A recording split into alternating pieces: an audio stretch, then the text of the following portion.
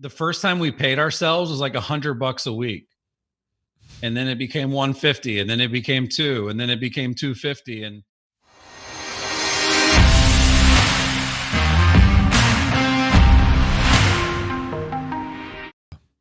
now you worked at Dotloop at some point. Now, were you just an employee there? Did you have equity stake there when they sold? Is that how you started Curaytor, or like give me the background on how you came into the capital to really get Curaytor started, and just like the origin story of Curaytor. Sure. Yeah. So I'll address the Dotloop question first. I was a part-time employee of Dotloop. Along with that came stock options in the company. So sweet. But just like any other Silicon Valley venture capital backed startup, most of the employees have stock options, and depending on if you're a VP or an assistant or an engineer, or if you're in the C-suite, the amount of stock options that you have changes. Gotcha. So I had a good amount, but I did not get retirement money, even though Dotloop sold for $108 million. Yeah. Which is just what a great journey to be a part of. Clearly, some people made some really big money from that. Yeah. And I think it was a smart investment by Zillow. What I did, Scott, is I took the job with Dotloop as a way to sort of hedge my bets on Curaytor. Gotcha. So I got a base salary from Dotloop. I got benefits for me and my family from Dotloop. And that kind of gave me the security and the peace of mind to say, okay, I know I can pay my bills. I know I can feed my family. Now I'm going to start Curaytor with nothing to lose. So I was kind of blessed because I had built a good reputation in the industry. I had a lot of trust. Austin and, his team came to me to hire me. So that was just sort of one of my sort of negotiation points was, hey, like, I'll come help you guys and I'll do the best I can, but I'm going to start my own business, and we've already got the idea for it. And if it takes off and does really well, like, I'm probably going to have to segue more of my time into that. And they were cool with it. That's, leverage is powerful. As far as the capital, it's funny when you say the capital, I think of the freaking Capitol with everything that just happened. But the financial investment was, quite frankly, mostly just elbow grease and hustle, because what we would do is we actually would sign people up. When they signed up with us, we would then go sign them up for like 5 or 6 or 7 different softwares, and we would integrate and connect all those softwares. And then what we charged was more than the cost of all those subscriptions. Yeah. So picture kind of like, let's say you're charging $1,000 a month, but you got to spend $500 a month on the subscriptions. You've still got $500 worth of profit there. Yeah. So the first, I don't know how many customers, 25, 30, 40 customers, there was myself and my 2 co-founders, Andrew and Jimmy. And then there was also, we hired one virtual assistant named Krista, who had extensive experience in the real estate industry. She was basically a real estate virtual assistant. We met her through a Facebook group. So we would acquire the customer. Jimmy would do customer service. Andrew was technical. So he actually would do the kind of technical developer work. And then Krista would do kind of the grunt work of getting the account set up and getting the client on board and everything like that. And we just kept reinvesting what we made to build the account, bigger and bigger. I think the first time we paid ourselves was like $100 a week. And then it became 150, and then it became 2, and then it became 250. And after a while, it was like, wow, this is now making me more than the Dotloop stuff. Like it's working. Yeah. So that's really the origin story. We never raised any venture capital. We never took out any outside financing, which is one of the things that I'm equally proud of and curious as to see what would have happened had we. Yeah. Because when you talk about like building great products and software, which is now we sort of, there's still some integrations in our platform where we rely on our partners, but about 80 or 90% of it is now us building it, us maintaining it, us writing the code. You know, the websites aren't WordPress anymore, they're Curaytor. The email tool is not MailChimp anymore, it's Curaytor. The analytics tool is not Mixpanel, it's Curaytor. You know, Convert. Like we sort of slowly built a lot of the software, and it's expensive. Yeah. So when you see these companies that raise, you know, 30 million bucks or 50 million bucks, you see this massive investment that they take on.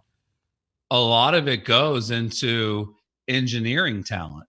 You know, a really good engineer, a quality engineer is going to make, you know, 150 to 200K per year. Yeah. Some of them can demand even more than that.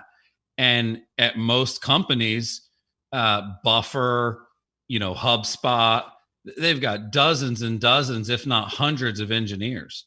So your cost of labor is really high, you know, and that's why you need big investments to go make your idea happen, because you need people to build it, maintain it, iterate on it, which is very expensive. Sounds like to me that you had, you know, you had the recognition to pull in the clients. You had an operator ready to put the conveyor belt machine together to make sure that everything was handled right. And you guys just have a good, solid team and you know each other's role in the company. Sounds like that's kind of what you put together. Is that right? Yeah, you have to have people around you that complement your skills, right? So Jimmy and I used to say, I'm front of house, he's back of house, right? Yeah. I would put myself out there and go to conferences and write books and do everything to bring in customers. And then it would lead to him, and he would maintain the relationship, keep them happy, etc. Yeah. Jimmy has become much more prevalent in the front of the house over time. He's the CEO now. Yeah. So I've kind of slid into like the dream job where I evangelize Curaytor, I consult all the different departments, I coach, I train, but I'm not the CEO. Yeah. He has to deal with all the challenges that come along with that role day to day. But yeah, we complemented each other. There's a thing in my book, People Work, that I wrote with the guy from Dotloop, and there's a principle that stars are made in Hollywood. And it's this idea that like you have to surround yourself with people that you really want to be around, because that's what you'll become known for. Yeah. So when you think of Hollywood, you think of actors. When you think of Nashville, you think of musicians. When you think of New York, you think of business people. But those cities are not, you know, largely made up. It's not like everybody in Nashville sings country music. Most people there don't. Right. But if enough people are a certain way, that becomes your stigma. The example I use is the Chicago Bulls. I love the Bulls. I love Jordan. Yeah. You know, that was my idol growing up. He needed a star. He needed Scottie Pippen, but he needed Steve Kerr, and he needed Dennis Rodman, and he needed Bill Winnington, and he needed Phil Jackson. Like, to become a champion, you know, a dynasty, you've got to have these like really good role players in place. And at this point we have 50 employees.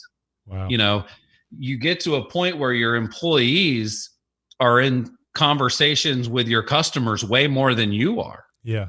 You know, you've probably talked to the accelerator team more than you've talked to me. Yeah. And if they don't do a great job, and if they're not responsive, and if, you know, they're not kind of on brand, then everything I did to bring somebody in is kind of a fraud. Yeah. So yeah, your people are your best asset. And then, you know, that's one thing I hear in real estate, a lot of agents. So I can't hire someone because they can't do it as good as me. And if a business like Curaytor took that mentality, we would be a fraction of the size that we are. And, Yeah. you know, the smaller you are, the less of an impact you can have on the world and on your life and on the life of the people that work for you and your customers. So it's the wrong mindset, but it's a prevalent one. Yeah. I've got to do it all. You have to have the leverage. You know, time so valuable. 24 hours in the day. We all get it. So how are we gonna try to multiply the opportunities in the 24 hours? The only real way to do that is through more people.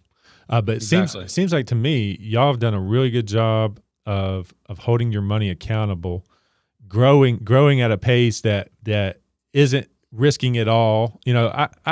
I shoot from the hip, man. I wish I was more like that. I wish I could be more like that. I spend money on things. To run my business that have helped me develop my business and get me to this certain point.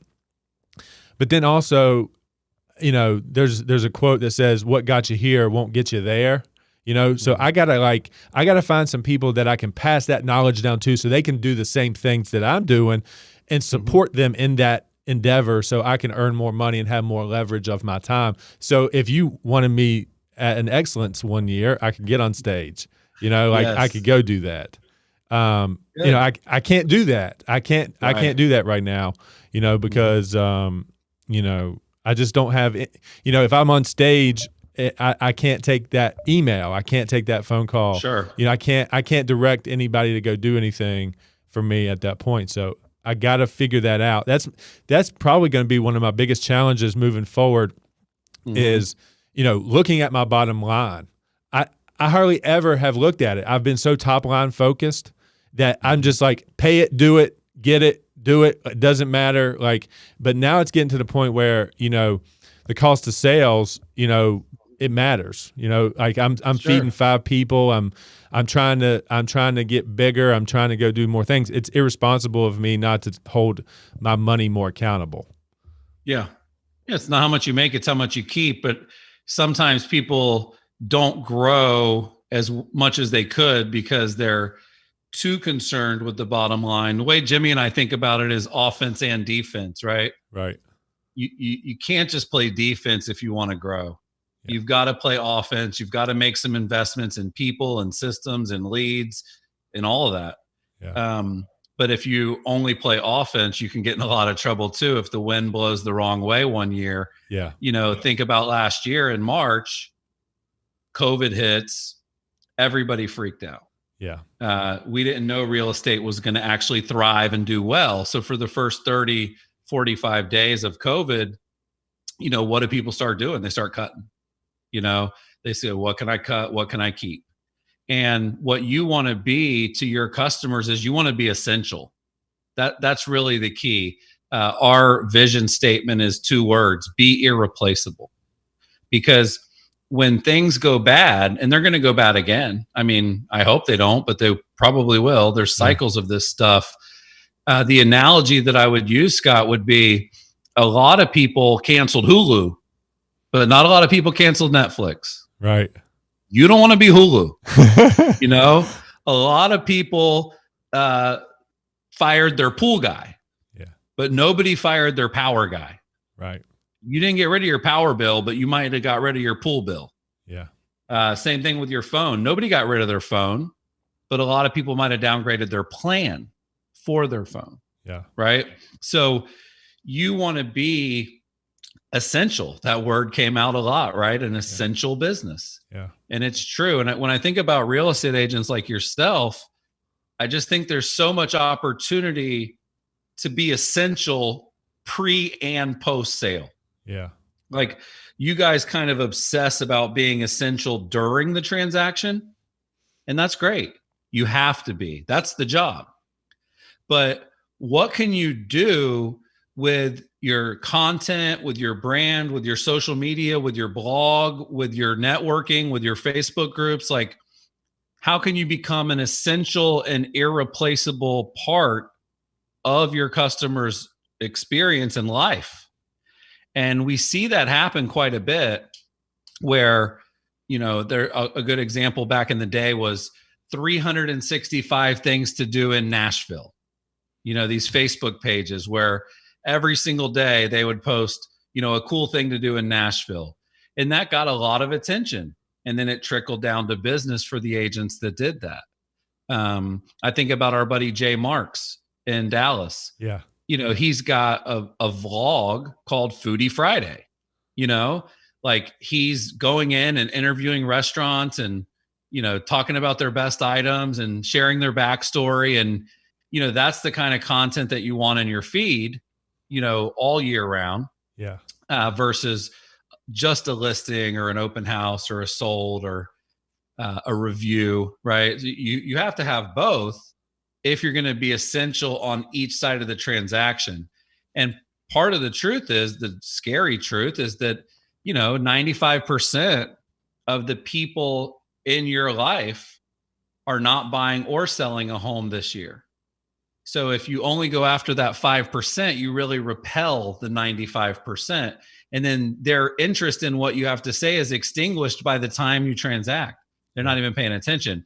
Curaytor, you're right. We do go after, I wouldn't say the 1% of the 1%, but I would say we go after the 3 to 5% of top producing agents and teams.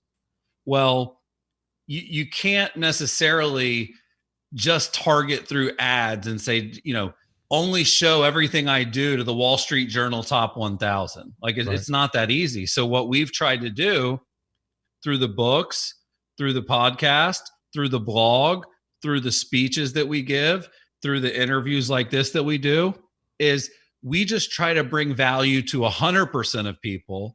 And then we hope that people will go check us out and see what we do and figure out if it's right for them. Yeah. Because imagine if all I did was talk about, hey, if you've got $3,000 a month, come talk to us. Like 95% of the industry would tune us out. But you have to realize a lot of agents are starting out, or they're getting better and they're working up. And then one day they're going to be a Curaytor client. So